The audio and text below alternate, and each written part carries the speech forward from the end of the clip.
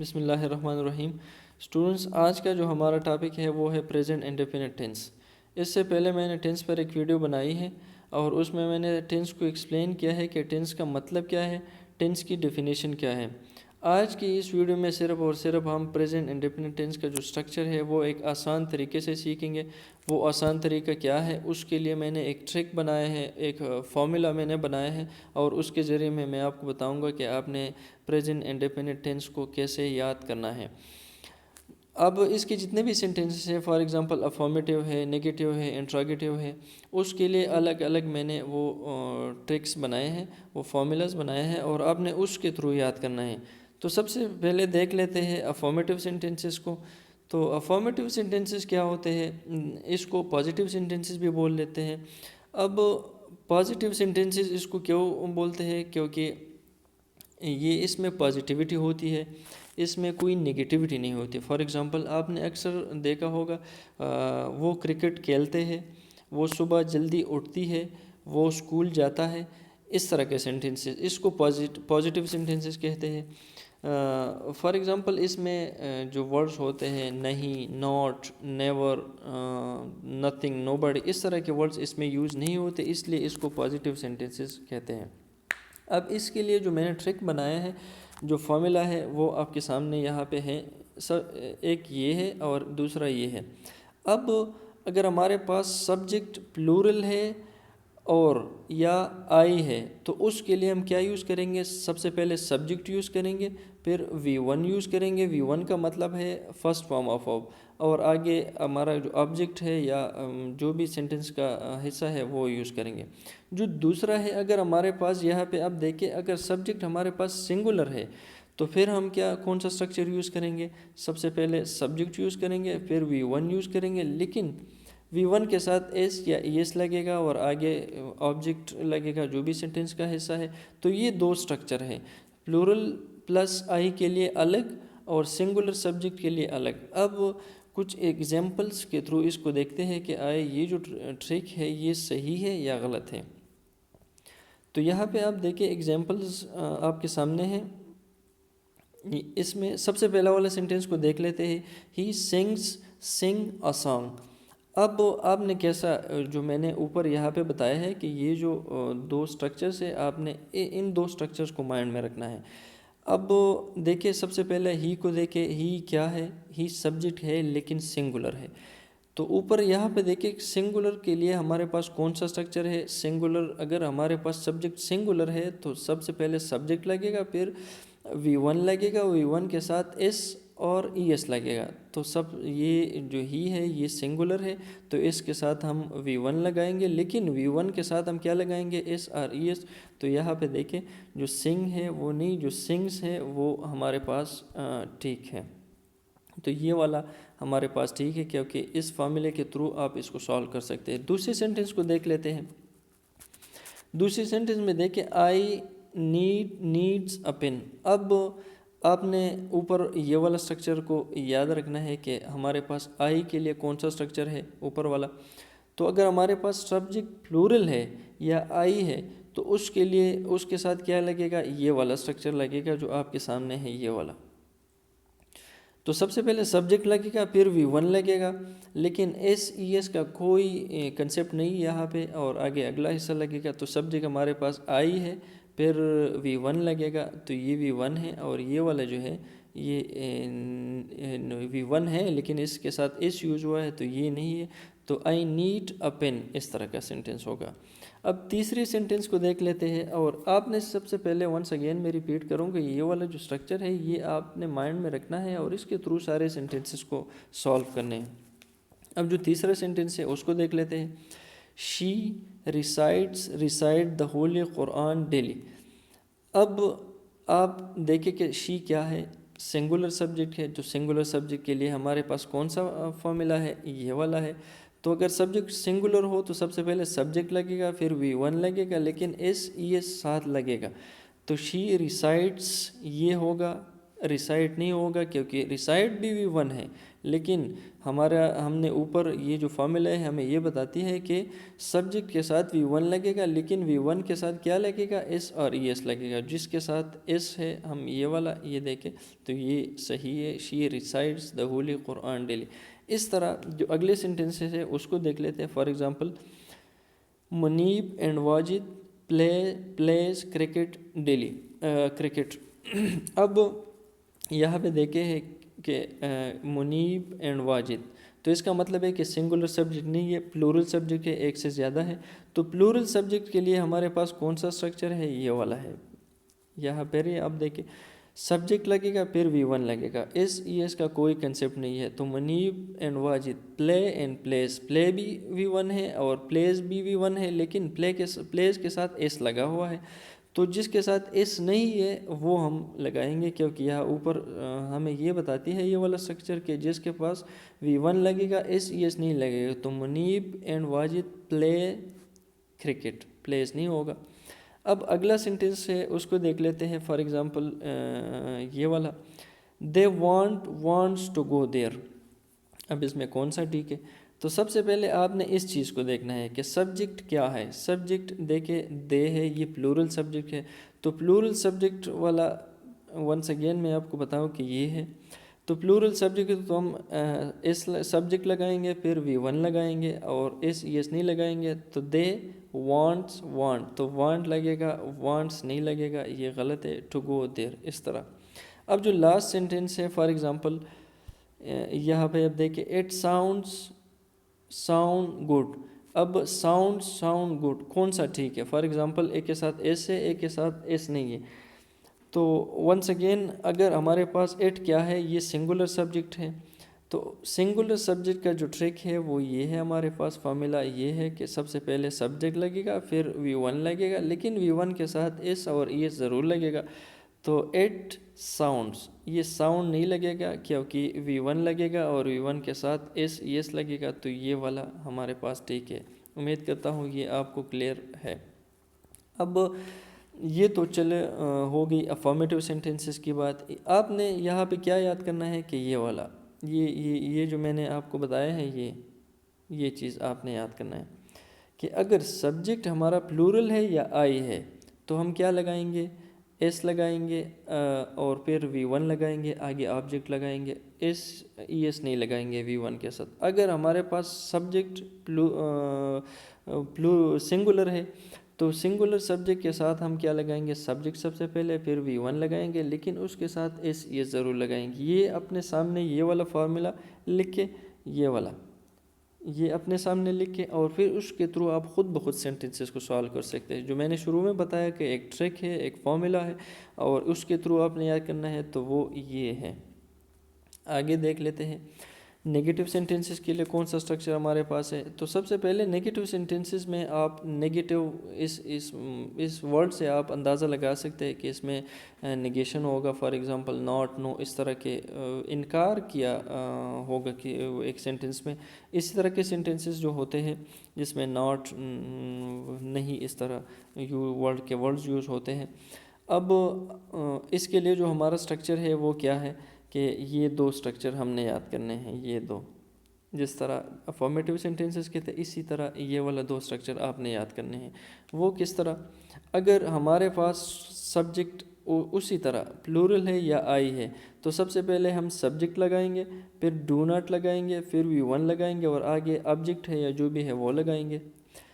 अगर हमारे पास subject singular है तो सबसे पहले हम सब्जेक्ट लगाएंगे, फिर डज नॉट लगाएंगे, फिर V1 लगाएंगे और आगे ऑब्जेक्ट है या जो भी है वो लगाएंगे। यहाँ पे मैंने एक लाइन लगाई है, आप यहाँ देख सकते हैं, ये वाला देखिए। वहाँ पे हमने क्या पढ़ा था कि सब्जेक्ट अगर सिंगुलर हो तो सब्जेक्ट लगेगा, फिर V1 के साथ SES लगेगा। लेकिन यहाँ पे हम सब्जेक्ट लगाएंगे, फिर डज नॉट लगाएंगे और फिर V1 लगाएंगे। तो V1 के साथ SES, यहाँ पे देखिए मैंने यहाँ पे आपको बताया है कि V1 के साथ SES नहीं लगा। क्योंकि ये जो SES जो V1 के साथ हम लगाते थे वो यहाँ पे देखिए ना, ये डू के साथ आया है। तो फिर अगला जो हमारा वर्ब होगा उसके साथ हम नहीं लगाएंगे उसको। सेंटेंस को एग्जांपल्स को देख लेते तो आपको क्लियर होगा।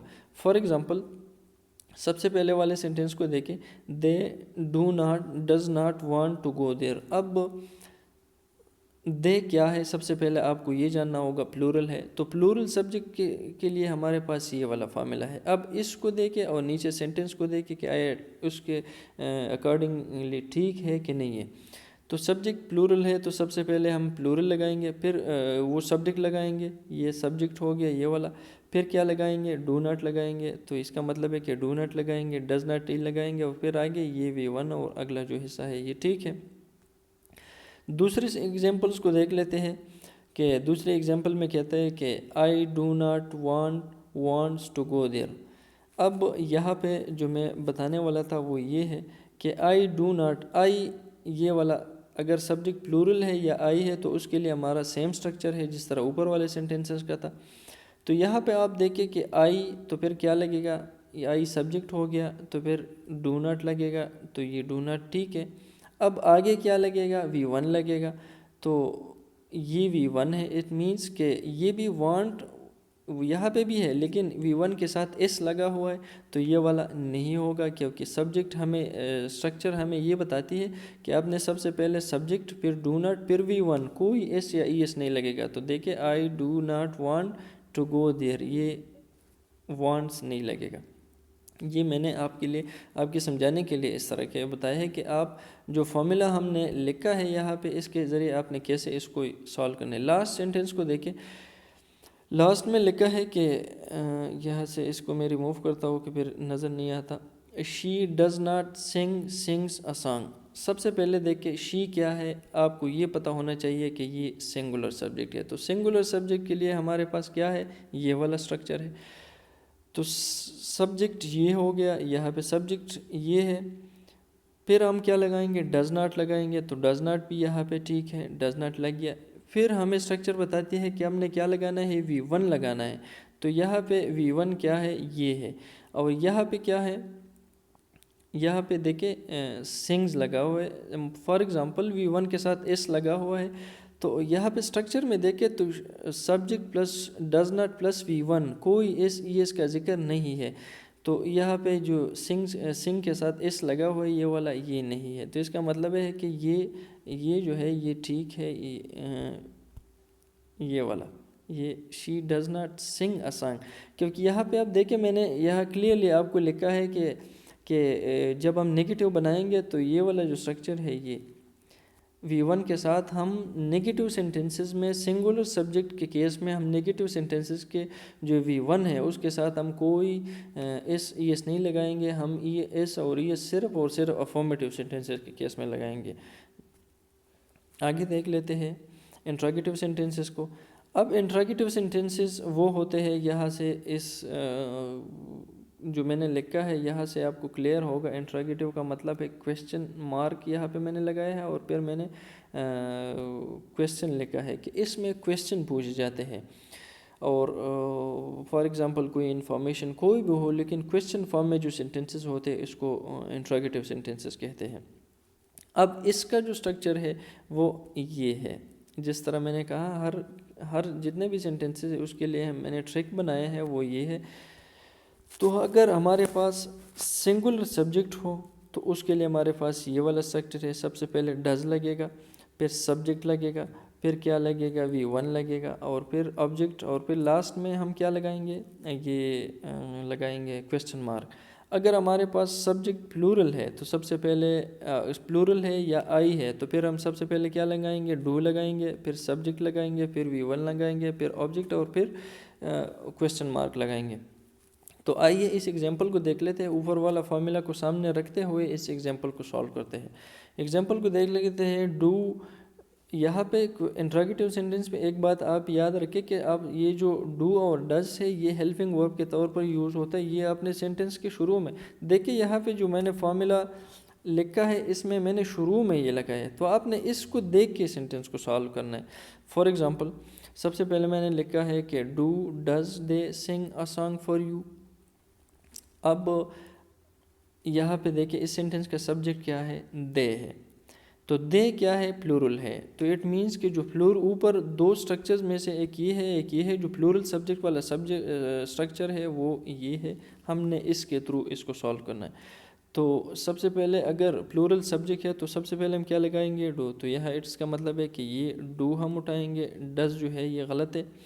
फिर क्या लगेगा, सब्जेक्ट लगेगा। तो सब्जेक्ट डू के बाद सब्जेक्ट ठीक है। फिर क्या लगेगा, V1 लगेगा। तो यहाँ पे सिंग V1 लगा है। और आगे जो भी सेंटेंस का है इट मीन कि जब दे लगेगा फॉर एग्जांपल प्लूरल सब्जेक्ट तो डज नहीं लगेगा, do they sing a song for you, इस तरह आएगा। दूसरे सेंटेंस को देख लेते हैं, does do she want to go there. अब आपने इसका सबसे पहले इसका जो सब्जेक्ट है वो आइडेंटिफाई करना है कि इसका सब्जेक्ट कौन सा है। तो सब्जेक्ट इसका शी है और आपको पता है कि शी सिंगुलर है। तो जो ये सिंगुलर सब्जेक्ट वाला स्ट्रक्चर है ये वाला हमने इसको फॉलो करना है, ऊपर वाला जो ये वाला है। तो वो सब्जेक्ट के ये जो स्ट्रक्चर के अकॉर्डिंग हमें बताते हैं कि सबसे पहले क्या लगेगा, डज लगेगा, फिर सब्जेक्ट लगेगा ये वाला, फिर V1 लगेगा। तो सबसे पहले डज लगेगा। देखिए सबसे पहले हम डज को उठा लेते हैं, यहाँ पे डू को ख़त्म कर देते हैं। She want to go there, does she want to go there, मतलब शी के साथ डू नहीं लगेगा क्योंकि शी क्या है, सिंगुलर है। सिंगुलर के साथ हमारे पास कौन सा स्ट्रक्चर है, ये वाला। आपने इस ऊपर वाले स्ट्रक्चर को देख के इनको हल करना है। लास्ट सेंटेंस को देख लेते हैं, do does she wants to go there. अब यहाँ पे मैंने कुछ ये वाला जो हिस्सा लिखा है, जो इसका एग्जांपल यहाँ पे मैंने लास्ट में दिया है। यहाँ पे लिखा है लास्ट में कि do does she wants to go there. तो सबसे पहले इसका अगर हम सब्जेक्ट आइडेंटिफाई करें तो वो क्या है, शी है। तो शी आपको पता ही है कि सिंगुलर सब्जेक्ट है, तो हमने ये वाला स्ट्रक्चर को यूज़ करना है, सिंगुलर वाला। तो सिंगुलर सब्जेक्ट हमें क्या बता, सिंगुलर का जो स्ट्रक्चर है वो हमें क्या बताती है कि सबसे पहले क्या लगेगा, डज लगेगा। तो इट मीन्स डू को ख़त्म करते हैं, क्या लगेगा, डज लगेगा। फिर जब डज हम लगाएंगे तो फिर सब्जेक्ट लगेगा। तो ठीक है, सब्जेक्ट तो शी यहाँ पे यूज़ हुआ है। फिर क्या लगेगा, V1 लगेगा। यहाँ पे प्रॉब्लम है। तो वांट तो V1 है, लेकिन यहाँ पे क्या है, V1 के साथ हमने एस लगाया है। तो इट मीन्स कि ये वाला जो एस लगा है इसको हम हटाते हैं। फिर क्या बनेगा, अगला हिस्सा टू गो देयर अगला, ठीक है। तो ये इस तरह होगा कि does she want to go there, does she wants to go there नहीं होगा, क्योंकि यहाँ पे आप देखें, यहाँ पे मैंने आपको क्लियरली मेंशन किया है, ये वाला, ये आप यहाँ पे देखें मैंने किया है कि जब हम सिंगुलर का जो है स्ट्रक्चर है वो हम बनाएंगे तो फिर उसके साथ साथ हम V1 के साथ एस और ई एस नहीं लगाएंगे, क्योंकि ये V1 के साथ जब शुरू वाला सेंटेंस को रिकॉल करें, जब हम अफर्मेटिव सेंटेंस को बनाते थे तो V1 subject plus V1 plus S R E S लगा देते हैं। वो ये एस आर ई एस वाला जो कंसेप्ट है वो यहाँ डस के साथ यहाँ पे हमने ऑलरेडी यूज़ किया है। तो अगर हम इस तरह लगाते हैं, फॉर एग्जांपल लास्ट सेंटेंस को देखें कि does she wants to go there, तो ये गलत होगा, क्योंकि ये सिंगुलर सब्जेक्ट है और सिंगुलर सब्जेक्ट से के लिए जो इंट्रोगेटिव हम बनाएंगे तो सबसे पहले हम डज लगाएंगे, यहाँ पे देखिए, फिर सब्जेक्ट लगाएंगे, फिर क्या लगाएंगे, V1 लगाएंगे। तो यहाँ पे ये V1 नहीं है, want to first form of verb है लेकिन इस लगा हुआ है, तो इस हम इससे ख़त्म करेंगे। तो सेंटेंस का स्ट्रक्चर ऐसा बनेगा कि does she want to go there, इस तरह बनेगा। तो ये है कुछ इम्पोर्टेंट पॉइंट्स जो मैंने आपको बता दिए। और सबसे पहले मैं वंस अगेन आपको बताऊँ कि जितने भी हमने बता दिए इंट्रोगेटिव के लिए, आपने सिर्फ और सिर्फ ये वाला फॉर्मूला याद रखना है और आगे सेंटेंस जितने भी ये अपने सामने लिख के और आगे सेंटेंस जो भी आ जाए इसमें पुट करें। अगर इसके अकॉर्डिंग वो ठीक है तो ठीक है, नहीं तो वो गलत होगा। इसी तरह जो नेगेटिव सेंटेंसेस है उसके लिए आपने क्या करना है, उसके लिए आपने ये वाला स्ट्रक्चर याद रखना है। बस ये याद रखो, प्रेजेंट इंडेफिनिट टेंस का जो नेगेटिव सेंटेंसेस है वो आपको याद हो गए। इसी तरह अफर्मेटिव सेंटेंसेस के लिए जो हमारे पास है वो क्या है, वो ये है, वो ये वाला है। इसको याद करें तो आपको क्या हो गया, आपको जो प्रेजेंट इंडेफिनिट टेंस का जो स्ट्रक्चर है अफर्मेटिव सेंटेंसेस वाला वो याद हो गया। बाकी जितने भी सेंटेंसेस है कि इस तरह लगेगा, वो लगेगा, ये होगा, वो आपने नहीं, आपने इस फॉर्मूला को याद करना है, इस ट्रिक को याद करना है। अफर्मेटिव के लिए ये, नेगेटिव के लिए वो। ये 2-3 वर्ड्स है, for example subject plus V1 plus object. इस तरह आप नीचे देखें सिंगुलर सब्जेक्ट में तो subject plus V1 plus S और ES, बस ये स्ट्रक्चर है। आगे जितने भी देखें ना कितने सेंटेंसेस है, अगर आपको 100,000 भी सेंटेंसेस मिल जाए तो आप इस ये ऊपर वाला जो स्ट्रक्चर है उसको सामने रख के इसको सॉल्व कर सकते हैं। तो इंशाल्लाह उम्मीद नेक्स्ट वीडियो में आपसे मिलूँगा और उम्मीद करता हूँ ये आपको याद हो गया होगा। अल्लाह हाफिज़।